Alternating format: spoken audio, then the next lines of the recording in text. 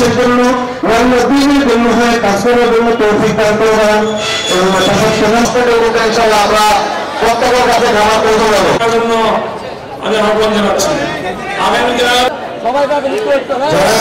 খাবার দিচ্ছেন একটু তাকান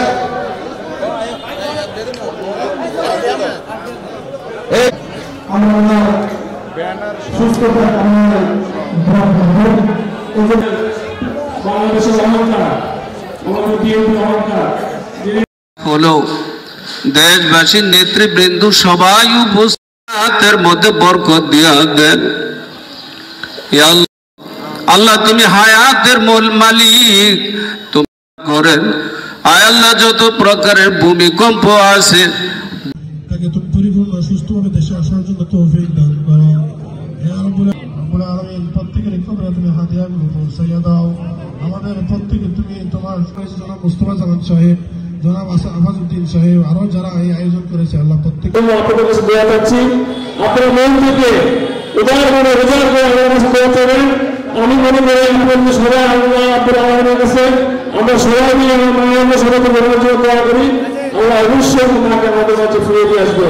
উনি আমাদের কাছে এসে আমাদের বিএনপি হালদারদের দেশের মানুষের হালদারদের দেশের মানুষের পাশে থেকে দেশ সেবা করার জন্য সুযোগ পায়।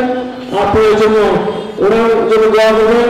আমার নেতা বিএনপির ভারপ্রাপ্ত চেয়ারম্যান তারেক রহমানও উনি দেশের বাইরে আছে। শেখ হাসিনার বিভিন্ন কঠোর অবস্থানের কারণে উনি দেশ ছাড়তে বাধ্য হয়েছিলেন। উনি বাংলাদেশের কোর্টের মাধ্যমে উনি মামলাগুলো থেকে খালাস পেয়েছেন।